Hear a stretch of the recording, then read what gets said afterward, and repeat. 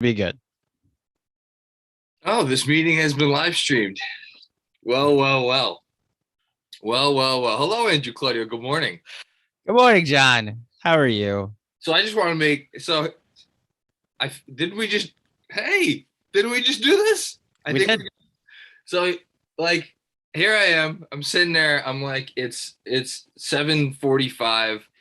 We have a Patreon pod scheduled that we're supposed to do in 40 For minutes. 40 minutes. I was I'm gonna go like put my laundry in, but I'm like now You know what? We recorded the Kemba emergency live stream yesterday morning. I was wearing this shirt. I recorded my Chuck D interview yesterday. Spoiler alert: Chuck D interview is dropping on Friday. that's the special guest for tomorrow's That's a pod. special guest, Chuck D, the legend. the legend, the one and only, um, wearing this shirt, and I'm like, I should probably change my shirt in case, people don't think I shower. So I just, this was going to be the showering time. And then just as I'm contemplating getting in the shower and changing my shirt, this happens. And my wife says, "Hey, could you come get the baby?" So this is literally just a repeat of yesterday, except the news is different. Mm-hmm. $117 million over 4 years for Julius Randle extension. Can I just take a quick victory lap? Go ahead. Take the victory lap, and then we'll get some reactions. But I think both of you, John and Jeremy, have been on this for a while. But yeah, go right ahead. No, just because there's been discrepancy in the reporting about what the maximum figure could be on this, and the number that was originally tossed around was a number that did not incorporate the salary that Randle actually made last year. And that would have been something that started at 100 and I think 6, or an extension that was 106 million or 107, I think. This clearly incorporates the bonuses that he got in, which is how my reading of the CBA always was.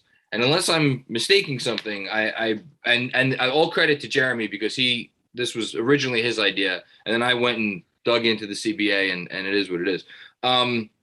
I don't know what else to say other than to start off with, what a steal. Mm-hmm. Is that too? I mean, I don't know. So there's an element to that, because I know a lot of Knicks fans wanted, after the playoffs, this 5-game sample size, and you can now see how I feel with calling it a 5-game sample size, that I can't just limit Randle's entire season to those 5 games. I have to take the sum of everything.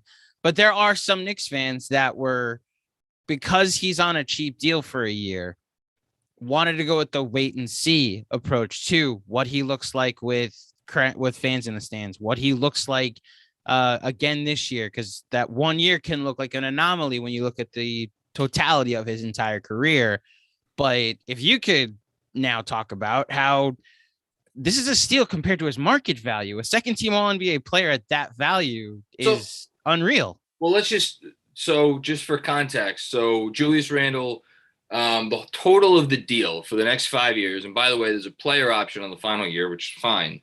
The total value of the deal makes him, it's an average annual value of $28 million a year.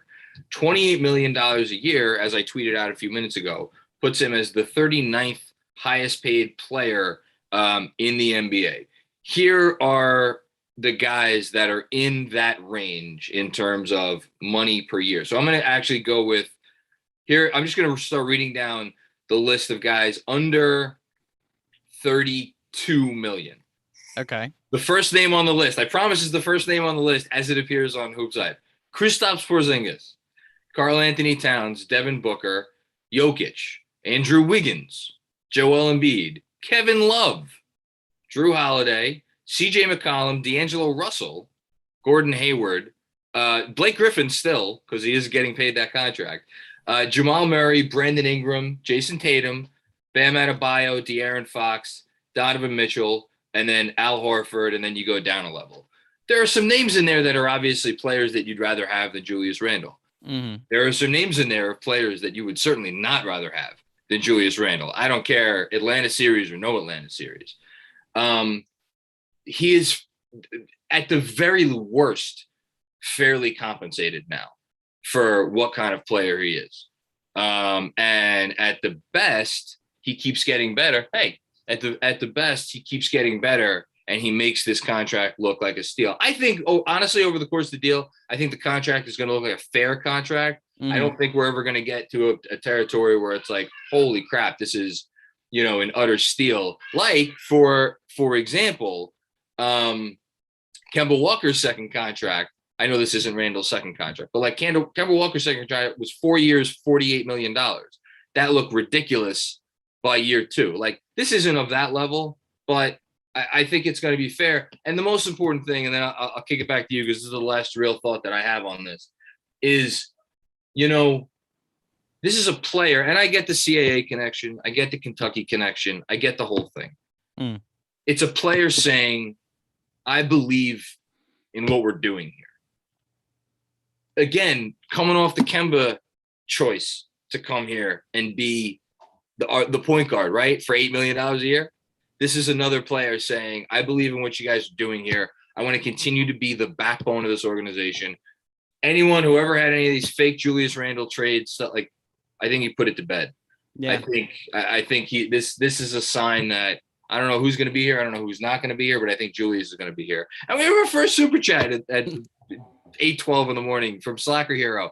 For any skeptics, don't let 5 games rule over the totality of Julius's magical season last year. He deserves the chance to show us more. And sure enough, CT. Of course, CT Pippen is up. CT Pippen just is, gosh, man. I need to have a Christmas party this year so I can invite CT for some cocktail weenies and eggnog. He might be paying for it at this point. Yeah, seriously. These morning drops are fire.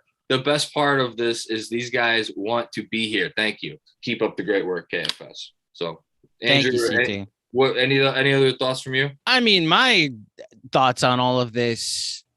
I mean, I've said this during the season that what he did this year, and I hate to get hyperbolic, and I think the word important gets thrown around just far too often in sports, far too often in pop culture. But like what happened in Brooklyn was real. Like those guys chose to go there, and it's the closest I ever felt to like, there's a chance that the next generation will never know what it's like to be like a Knicks fan when it was special. And that's meaningful regardless of if you think that was the right move to let them go there because of their personalities or whatever issue. But that was a shot to the gut. Well, regardless of how like we personally feel about KD and Kyrie, them choosing that place, that place we've always looked down on, changed everything. It was the first time I had like, just personally, it's the first time I ever had to take the Nets seriously as like a draw in this city. And I still don't know like if we're ever going to see the long-term effects from this, but like Randle being the guy to the point where the guy was getting MVP chance, legitimate MVP conversations, second MVP votes too. MVP votes.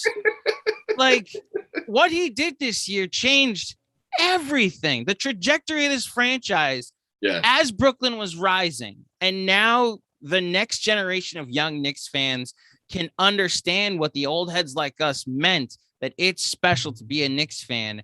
And that's largely in part to the season Julius Randle had. And look, like it's the frustrating part for me about the skeptics to what he did in the playoffs is like, I don't even want to just limit to what he contributed to on the court. Like I'm going to enjoy like rooting for Julius Randle over the next couple years. Like Kaiden's like a little brother to all of us now. Like I didn't even realize the Randles, they got married on my birthday 5 years ago. They were celebrating their anniversary on August 3rd. Another thing we can celebrate that's not Tom Brady, you know? So I just in general love the leadership that he brings to this team. Love the attitude, like the interview with Woj that he had. And he said what he's actually looking forward to is the off season where that's where I actually get to work on my game and get better. And then like the season is just all about results. It's the work we get to put in. That's a guy that Knicks fans can fall in love with. Cause like you and I have talked about this. There's no portion of our time as Knicks fans where it's like they won me a championship and that's why they're my heroes. Our heroes as Knicks fans are largely losers, as real as that is. So it's the Patrick Ewings. It's like for some of us, Carmelo Anthony's. It's the John Starks. It's the Allen Houstons. It's the Latrell Sprewells. And Julius Randle, we hope will, win a little bit more than them. But this is a guy we can all get behind. And boy, the 180 that he did to his reputation in this town, that I think is another thing you could touch on. Where we were a year ago with this guy to compared to where we are now is just incredible to see. And it's a testament to how hard he worked to get it there. Yeah. I don't know how much more needs to be said. I mean, just, in terms of the playoff appearance, and a couple more super chat comments here. Jessica Clarice, hey, what's going on? I recognize the Avi from Twitter. Mm-hmm. You guys have been killing it with these emergency morning live streams this week. Really makes for a great way to start work. Excited for this next season. Thank you so much. And Mensa, married man. There you go. As the neighborhood Julius Randle skeptic.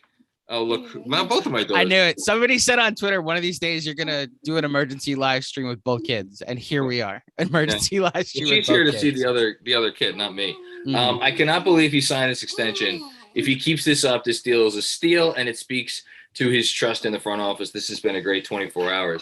The last guy that we had here, or the only guy that we had here as like the guy since Ewing, you can't overcrowd the camera for me. What are you doing? Is Melo, and Melo had 3 nice years and then some not nice years because the organization was run into the ground. I don't really blame him for that. I think, this has a chance to be Randall's going to now be the backbone for the organization that has needed a backbone really for some time, as long as Leon Rose and Worldwide West and Scott Perry and the rest of the brain trust, continue to make smart moves. And I have no reason to believe that they will not continue to make smart moves. I'm trying to think if there's anything else that needs to be said. I mean, this felt like, I don't know how you felt, but seeing this felt like the final move of the offseason.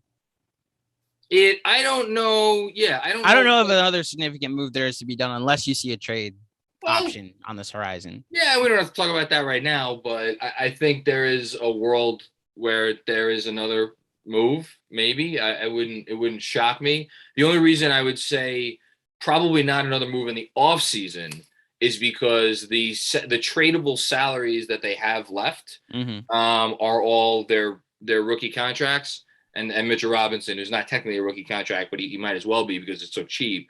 And I don't think they want to trade any of those guys, or let me rephrase that. If they want to trade any of those guys, I don't think they're going to trade them in deals that are feasible, right now. I think they want to hang on to Obi, and I think they want to hang on to quickly and Knox was the obvious candidate, but again, he makes $6 million.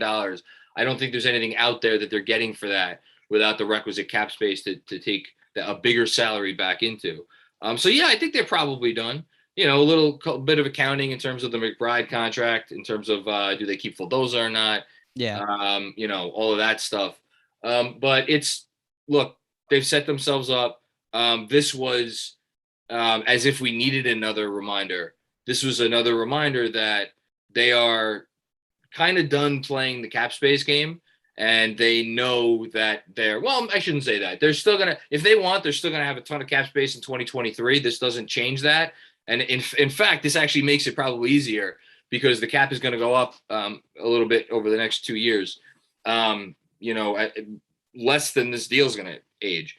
It's all four again. It's not like a 3+1, right? He is a player option on the final year. All right. But that's the first player option they've given out in a while, though. Yeah, but it's a small price to pay for. I'm not complaining about it. For what they got him for. But they this offseason was a very clear telegraph. That's my alarm to wake up to do a Patreon pod with you. There you go. This offseason was a clear telegraph to anyone who wanted to listen. Look, this is our core. We believe in our core. We are solidifying our core, and we have the feasibility to add you, name to be inserted later, to our core via a very easy trade. One more super chat comment here that I missed. Seth, what's going on, Seth? Good to see you again. All of our guys from our town. Oh God, Scarlett. from our Patreon town hall. Julius is bringing that warrior mentality back, like the Ewing Starks, Oakleys, Masons, and Houstons did in our glory days. Can't overstate what his impact was on and off the court from that angle in particular. So yes. Anything you want to say, Sass? Well, okay, Sass, say something. Nothing? You got nothing? Now when I say something, you get shy? She's very shy.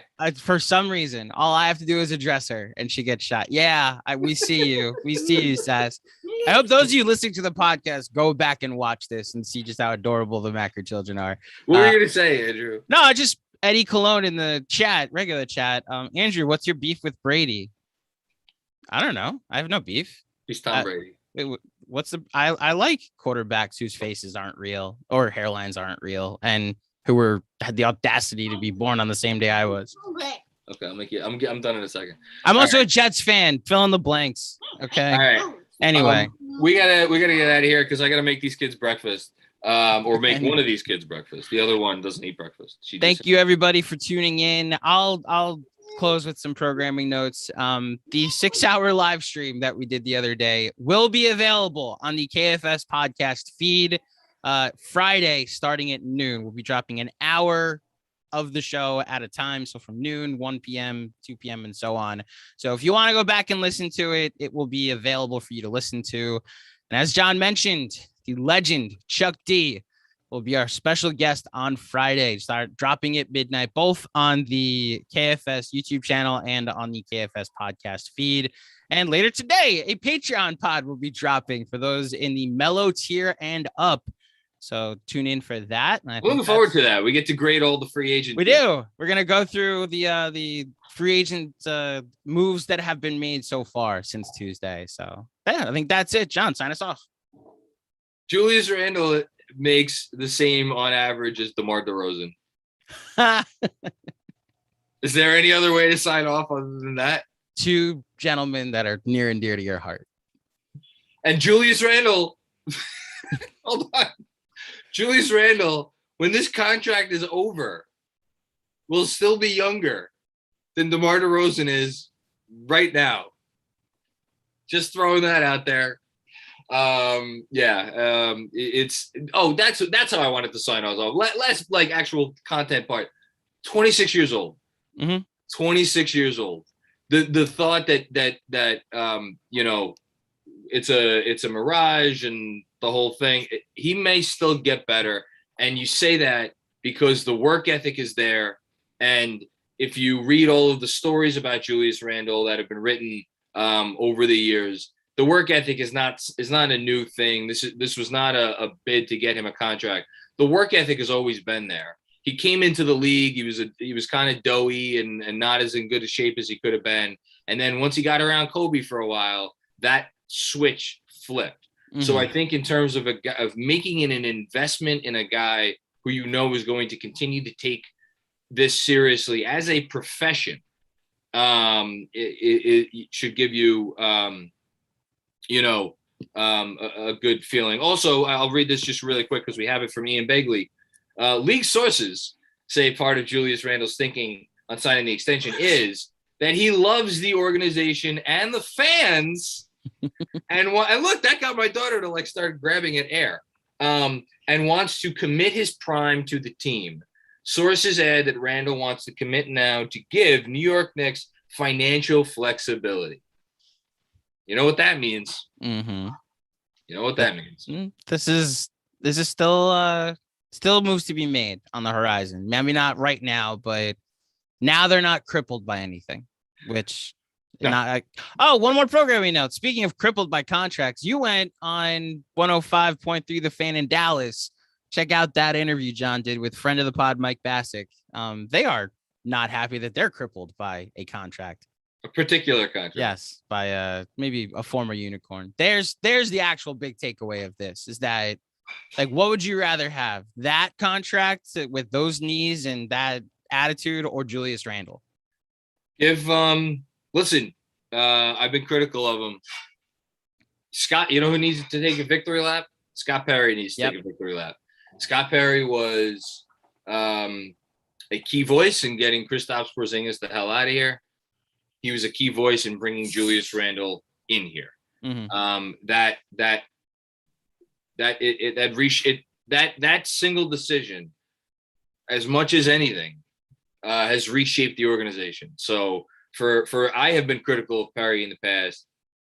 You can't say a bad word about him anymore, especially that, you know, he's helped because he's been there too, helped turn the organization into a place that Randall actually wants to be here. Okay. Mm-hmm. On that note, last thing, Barry Craver in the super Barry. chat. Thanks for all the work this week and every day. You guys are the go-to for all things Knicks. You should have every Knicks fan following. Well, that'd be great. If you know a Knicks fan who's not following us on YouTube, tell them to go subscribe. Tell them to subscribe to the podcast. Tell them to do all the things. And this is great. This is a lot of fun. It's been a good week. This has been enjoyable. And we'll see everybody later.